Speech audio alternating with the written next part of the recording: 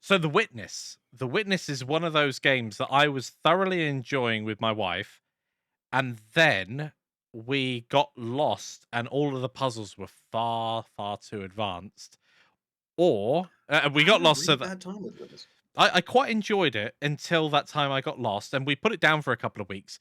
And some of the puzzles, you kind of learn what the symbols mean and how to do the puzzle. And Mm. there were some great ones. There's some that require you to listen to the ground because it changes, and that gives you the path. Or there are some where you have to align shadows. All of those were absolutely fantastic. But I do remember then coming back to the game, similar to what we were talking about earlier with The Last of Us, where I just didn't have the knowledge anymore. And so we're Yep. in this place, and we started resorting to things like um taking a photo of the thing we're supposed to remember in our mind's eye and then go around. "Yep, that's how to do that bit." But eventually we got to the point where we got lost on the level. I say lost because you can't really get lost, but you can go to puzzles that you have no idea whatsoever on how you can do Yeah, them. like there's a series of puzzles that would gently teach you the mechanics for the next puzzle, but there's no way of telling you which way to go, which I understand why that decision was made. I actually had the opposite problem with it. I got to puzzles that I knew how to do the solution, but I didn't know exactly where he wanted me to stand to see the exact pattern he had. Because if I was too far that way, I saw a different pattern. Yeah. And it's like, at this point, this puzzle is no fun. Like, if I need to just keep trying to find where you want me to stand, then this isn't a fun puzzle. At that point, it's like a It's a point very and well click made game game. where you're Like, clicking everything in order to it just find. didn't click with Yeah. me. I had many aha moments with it where I felt clever, and that was a great feeling. And then I felt really dumb when I approached it later on. I was like, hmm. That was a You know, we're talking shame about that some good it took. workout games as well. Like Super Hot VR would be a good workout. I could see that. Beat Beat Beat Saber. Saber. Beat Saber's fantastic for that. It's also. There was a friend of mine who was playing something called Penumbra, but I've never actually seen it. But apparently, it's a really good workout. I'll have to ask him. I think that's a horror game if I remember correctly. A lot of sneaking and then running from monsters. Yep. Um, if you guys are picking stuff up, Starbound, I recommend. It's a really cutesy game, but it's really smart. Some of the aliens are randomly generated, some are not. Like there are common creatures on many worlds, and then some worlds will have like a specially generated creature or two, and trying to figure out is this hostile is fun in itself. Daz, you're right Um, there. The Witness does remind me of Mist. I did try the Very much. Mist remakes, and wow, they've not aged well. That's Have all they I can. not? Just the way that the puzzles are done. There are a couple of puzzles in Mist that there's no way of really knowing or figuring it out. It's like, oh, well, that's a random No, no. I combination. mean, I remember when I played Mist, I was like 13. Me and a friend were playing it together. He was very, very good at maths, and I was very good at sort of outside the box thinking. And between us, we got through it fine. But there were plenty of puzzles I got to. Was like, I don't get this, and he'd be like, "Oh, there aren't 360 of these. We have to multiply the angles by this, and it'll work." Yeah. Like, why? What?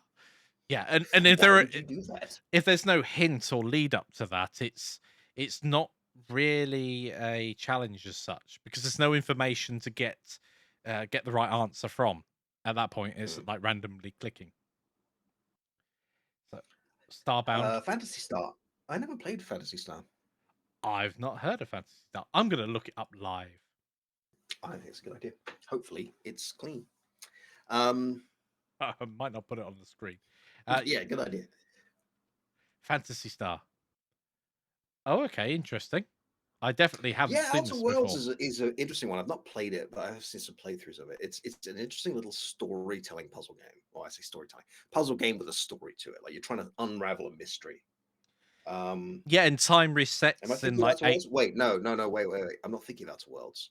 Outer Worlds is the I'm Firefly inspired pseudo um, Skyrim in space one, isn't it? What am I thinking of? Outer Outer Wilds. Wilds. Yeah, they came out roughly the Yes, same two different time things. as well. Great naming. Mm, It's like the Stream Deck and the Steam Deck. That always gets confused or gets confusing. yep. Yeah, the time looper game was. I've started playing that, and there's it's an interesting mechanic. It didn't feel like it were the control system felt a bit weird, but it's one of those things you get used to as you're hopping between the planets. Um, but yeah, a very interesting game. As you're constantly being pushed because of the time limit, and some of Mm. the puzzles are impossible to do unless you get to them at a certain time, and that may be early on in the game, or that may be later in the game. I have not completed it yet, but I think it's free on Game I haven't Pass. played it. I don't have Game Pass. That'd be why. Mm. Mm. That'll be a good answer. Yeah. So one of the things with the Head over heels. Good gods, that takes me back. I could not make wow, that. Okay, head over yeah, heels. yeah, yeah. Um, there was head and there was heels. Heels, I want to say, was the feet. He was a puppy, and head was a cat. And it was a two-player game, and you like split up into different puzzles, but sometimes you'd be in the same place. You could stand on top of each other and do it. Oh, I could not make it. Like I was 11. I could not make that game work. Oh well, it is. Oh, apparently it's on Steam, or a version of it is. Nice. Pathologic 2. I've heard of it. I've heard really interesting things about it. I've not played it. If it's the one I'm thinking of, it's the one that really nails that slow, dreading horror of surviving an apocalypse. But I might be thinking of the wrong game. Oh, it does look freaky. It doesn't look comfortable. Mm. Let's put No, it no, that no, way. very uncomfortable. Um, One more game I mentioned because we're coming up to the hour according to the village clocks. Is Um, Pathologic 2 the one where you're yeah, I think I've seen some gameplay of this. I'm glad you asked me that because once again I haven't played it, Hmm. but I do I want to think I've point seen a out playthrough of it. Yeah. Sorry, go ahead. speedrunners. Yes.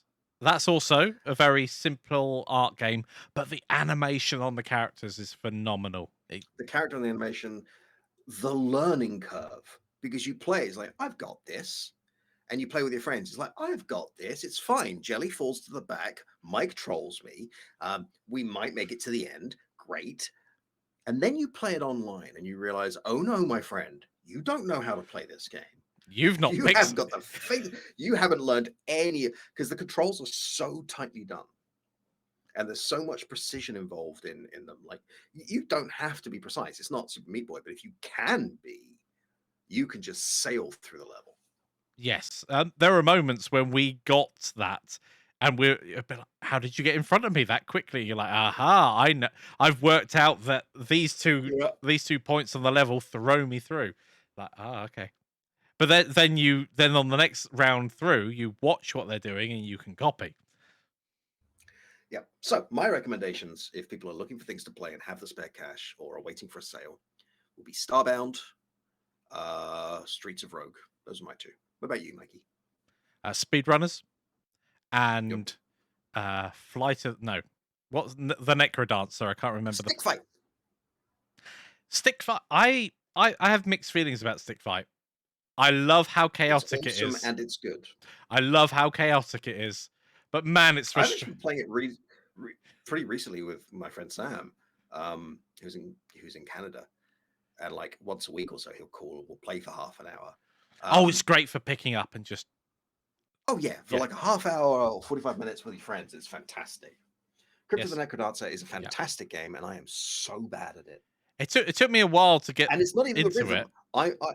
I can do rhythm games really well, but roguelikes? No. Learning the patterns can take a few whiles, a bit of a Yeah. while to do because the characters move in their own set way. So sometimes you have to sit there and just watch their patrol route, so you don't Oh, accidentally it's jump amazing. into them. It's Yeah. and then you can get the other soundtracks and like get your heavy metal version or whatever. It's really good. Yeah, I love the soundtrack. I think that was a great addition to the game, and it all being linked together, being a rhythm Yep. game and all that. Yeah, fantastic.